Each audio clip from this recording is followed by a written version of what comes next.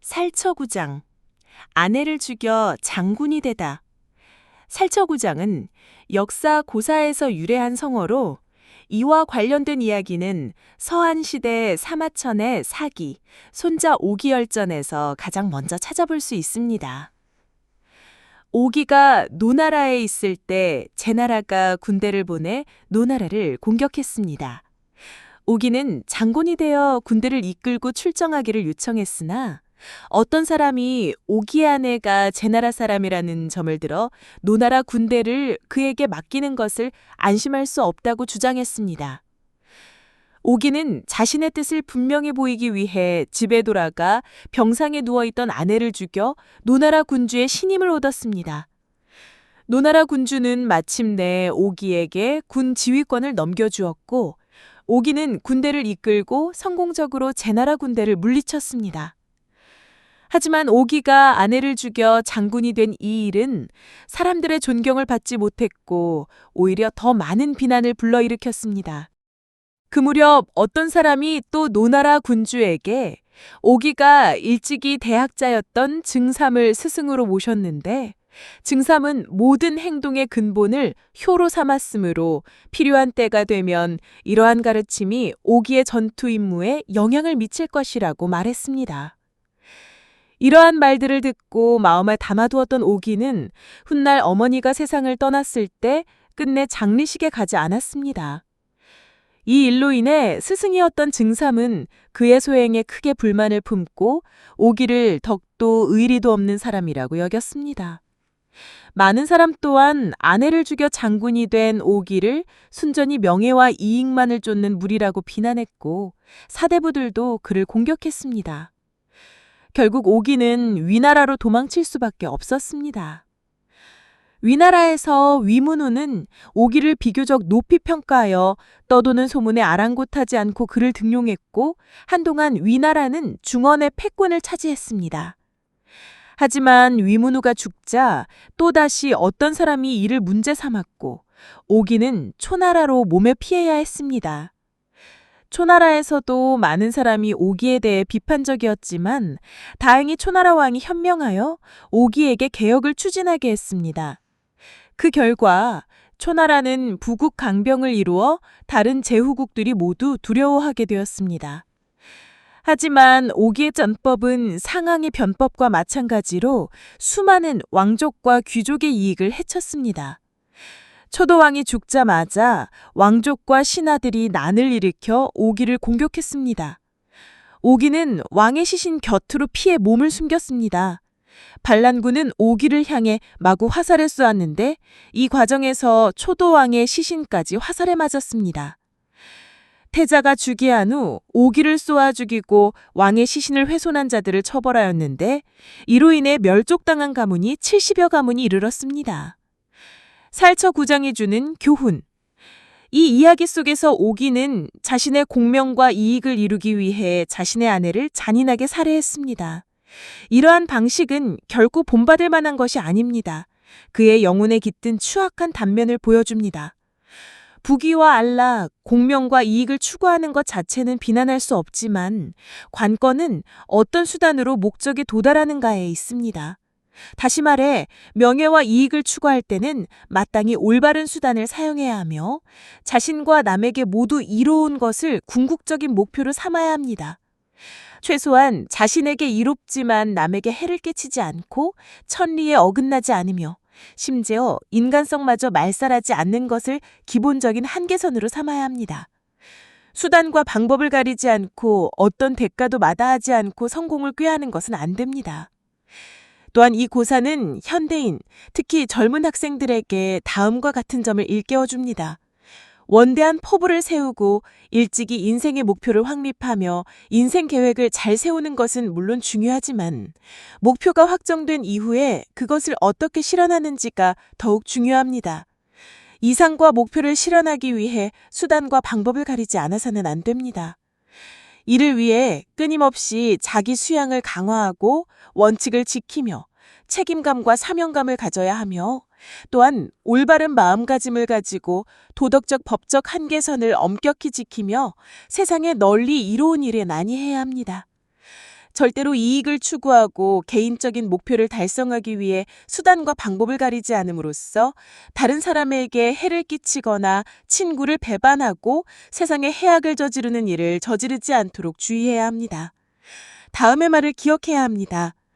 도덕은 종종 지혜의 결함을 보완할 수 있지만 지혜는 결코 도덕의 공백을 채울 수 없습니다. 살, 죽일 살. 죽이다, 해치다라는 뜻의 동사입니다. 처, 아내 처, 아내, 부인을 의미합니다. 구, 구할 구, 구하다, 얻으려 하다, 바라다라는 뜻의 동사입니다.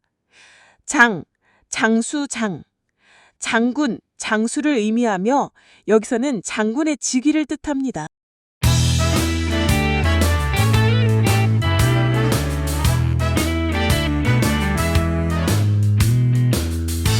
아내를 죽여 장군이 되다. 살처구장. 이 네 글자 들을 때마다 참 그렇죠. 네, 정말 강렬한 고사성어예요. 이게 그냥 옛날 이야기가 아니고요. 오늘날에도 이 야망 때문에 어디까지 갈 수 있는가, 뭐 그런 걸 보여주는 상징 같아요. 맞습니다. 무절제한 야망의 끝을 보여주는 거죠. 오늘은 바로 이 살초구장의 주인공, 전국시대 전략가 오기에 대해 한번 깊이 파헤쳐볼까 합니다. 아, 오기. 정말 흥미로운 인물이죠. 당신이 보내주신 자료들, 사마천의 사기 기록부터 뭐 후대 평가, 또 오자병법 분석까지 쭉 보면서요. 네, 자료들이 꽤 다양하게 있었죠. 이번 딥다이브의 미션은 오기의 삶을 통해서 재능이랑 덕성, 이거 같이 갈 수 없는 건가? 이 질문을 한번 던져보는 거예요. 그리고 또 지혜만으로는 도덕의 빈틈을 메울 수 없다는 말이 왜 설득력이 있는지 그것도 살펴보고요. 좋습니다. 자, 그럼 한번 들어가 볼까요? 오기는 뭐랄까 정말 극과 극을 달리는 인물이에요. 삶 자체가 재능하고 야망이 막 부딪히는 그런 과정 같아요. 시작부터가 평범하지 않죠. 위너라 부잣집 아들이었는데 벼슬 하겠다고 재산을 다 날리고. 그렇죠. 그걸 또 비웃었다고 동네 사람 30명을 죽였다는 기록이 있으니. 정말 끔찍하죠. 심지어 어머니한테는 경상이 못 되면 돌아오지 않겠다 이렇게 맹세까지 하고 떠나잖아요. 네, 유학의 대가인 증자 위태 들어갔는데도 어머니가 돌아가셨을 때 장례 치르러 안 갔다고 파문당하고요. 처음부터 명예욕, 뭐 결과만 좋으면 된다는 생각이 강했던 것 같아요. 바로 그런 성향이 극단적으로 터진 게 바로 살초구장 사건이죠. 네, 노나라 장군이 되고 싶었는데 아내가 마침 경쟁국인 제나라 출신이다. 이게 걸리니까. 그냥 망설임 없이 아내를 죽여서 의심을 피하려고 한 거죠. 사기 기록 보면 마침내 아내를 죽여 제나라와 관련 없음을 밝혔다. 참 건조하게 써놨는데 그래서 더 섬뜩해요. 네, 정말 목표를 위해서는 어떤 선이든 넘을 수 있다는 걸 보여준 거죠. 근데 아이러니하게도 결국 장군이 돼서 제나라 군대를 크게 무찌르잖아요. 군사적으로는 성공한 거죠. 성공은 했는데 그 잔인함 때문에 의심 많고 잔인한 사람, 딱 낙인이 찍혀서 노나라를 떠나야 했고요. 여기서부터 그 패턴이 보이는군요. 단기 성공은 하는데 장기적으로는 다 잃어버리는. 정확합니다. 이후에 위나라 가서는 무졸이라는 아주 강력한 군대를 만들죠. 그 유명한 무졸. 병사들하고 같이 먹고 자고 했다면서요. 네. 군사적 재능은 의심할 여지가 없었어요. 병사들 마음도 얻었고요.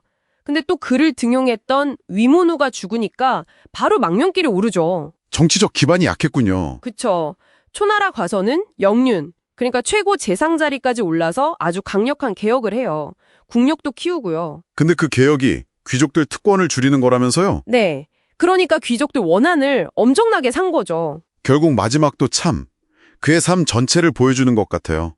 그 초도왕이 죽자마자 귀족들이 복수하러 쳐들어오는데. 그때 왕의 시신 위로 몸을 던지잖아요. 네. 자신이랑 같이 화살을 맞게 해서 왕의 시신을 훼손한 죄로 그 귀족들을 다 처벌받게 하려는. 죽은마저도 복수의 도구로 쓴 거죠. 정말 처절한 계략이었어요. 실제로 그 일로 관련 귀족 70여 가문이 처형되었다고 하니까 마지막 계획은 성공한 셈이네요. 네.